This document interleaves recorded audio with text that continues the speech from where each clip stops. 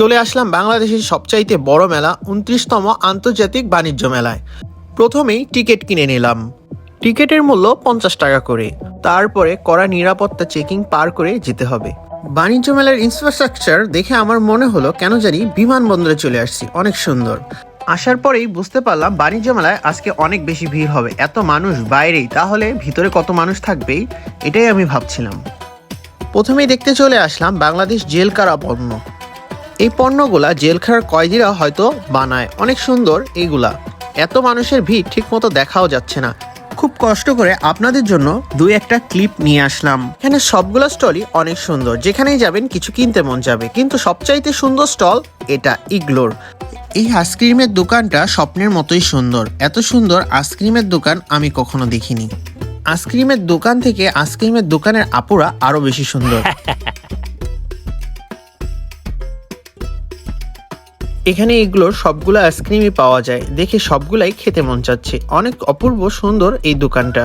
ইগলোর cake shop দেখে চলে আসলাম tasty treat দেখতে। টেস্টি ট্রিট এসে দেখলাম অনেক প্রচণ্ড ভিড়। এত মানুষের ভিড়েও এখানে ওয়াফেল তারপর অনেক ধরনের জিনিসপত্র বিক্রি করছে, কিন্তু এত ভিড়ের কারণে আমি খেতে পারলাম না কিছুই।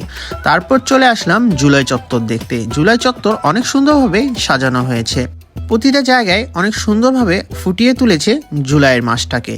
পুরো মেলার ভিতরে সবচাইতে সুন্দর জায়গা আমার কাছে জুলাই চত্বরটাই লাগলো।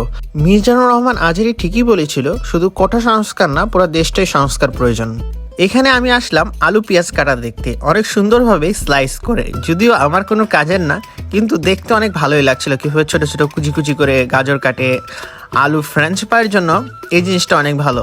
এক চাপি ফ্রেঞ্চ ফ্রাই ডান। এখানে ফোল্ডেবল বেড দেখাচ্ছিল। তারপরে চলে আসলাম জাপানস নাম্বার 1 ইনস্ট্যান্ট নুডলস বানানো দেখতে। এখানে আপনাকে ইনস্ট্যান্ট নুডলস তারাই বানিয়ে দিবে, মানে ময় মশলা যা আসলে তা দিয়ে তারপরে গরম পানি দিয়ে আপনাদের হাতে ধরিয়ে দিবে। এই জিনিসটা আমার অনেক ভালো লাগলো, যে কোনো কষ্টই করা লাগবে না। বাণিজ্য মেলায় এরকম সুন্দর সুন্দর ডিজাইন করা ব্যাগ পাওয়া যায়। আমার গার্লফ্রেন্ড নেই, থাকলে একটা কিনেই নিয়ে যেতাম আজকে। দেখতে অনেক সুন্দরই এগুলা। আপনারাও কিনে নিয়ে যেতে পারেন ভাবির জন্য। নিশ্চিত ভাবির পছন্দ হবেই হবে।